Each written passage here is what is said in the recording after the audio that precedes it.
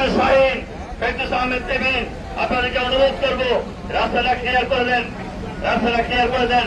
আমি যে কথা বলছিলাম, আজকে বুদ্ধিজীবী দিবস উপলক্ষে বিকাল 3টায় আমাদের জেলা বিএনপির কার্যালয়ে আমাদের জননেতা বীর মুক্তিযোদ্ধা মাসুদ ফিরাজি সাহেবের সভাপতিত্বে এক আলোচনা সভা অনুষ্ঠিত হবে। সেই আলোচনা সভায় বিশেষ অতিথি হিসাবে থাকবেন বীর মুক্তিযোদ্ধা আমাদের প্রিয় নেতা রেজাউল করিম খান চুন্নু সাহেব, উপস্থিত থাকবেন আমাদের প্রিয় নেতা মনোনয়ন প্রত্যাশী রুহুল হুসাইন সহ আরো নেতৃবৃন্দ।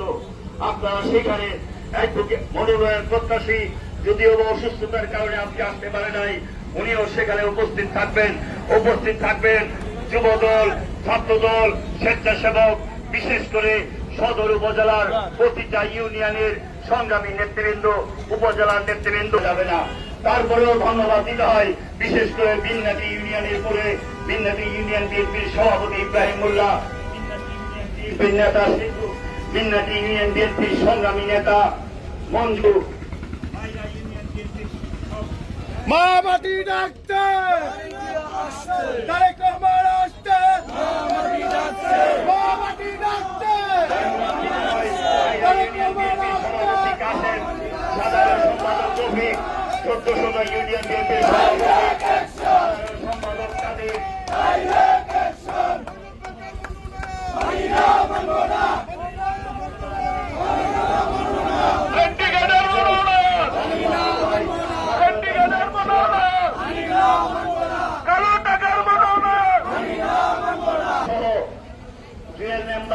বাপ্পি এবং স্বেচ্ছাসেবক নেতা অপু সহ আরো যারা নেতৃবৃন্দ এসেছেন, ধন্যবাদ দিয়ে আমাদের শেষ করা যাবে না।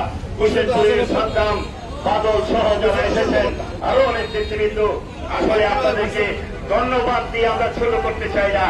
আমরা শুধু বলতে চাই আজকে গত 15 দিন যাবৎ আপনারা এই আন্দোলন চালিয়ে যাচ্ছেন। এই 15-20 দিনের মধ্যে আপনারা যে জেলা বিএনপির তথাকথিত সভাপতি শরীফুল আলম যে কিশোরগঞ্জকে দ্বিখণ্ডিত করার ঘোষণা দিয়েছে, তাকে যে আপনারা কিশোরগঞ্জে ঢুকতে দিচ্ছেন না, এই জন্যই আপনাদেরকে সংগ্রামী অভিবাদন জানাই। 14-16 লোকজন, বিন্যাসীর লোকজন, মারিয়ার লোকজন যে রাস্তা দিয়ে অতিবাহিত হয়, সেই বিতর্কিত মানুষকে যারা দেখে কালো পতাকা দেখায়, তাদেরকে আমরা ফেরত জানাই। ঠিক আছে ভাই?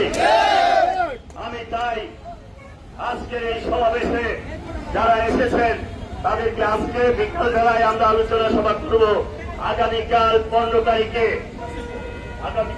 তারিখ আবার সন্ধ্যাবেলায় আমরা আমাদের শান্তিপূর্ণ যে মশাল মিছিল আছে, সেই মশাল মিছিল আগামীকাল সন্ধ্যাবেলায় আবার স্টেডিয়াম থেকে আমরা পরিচালিত করব।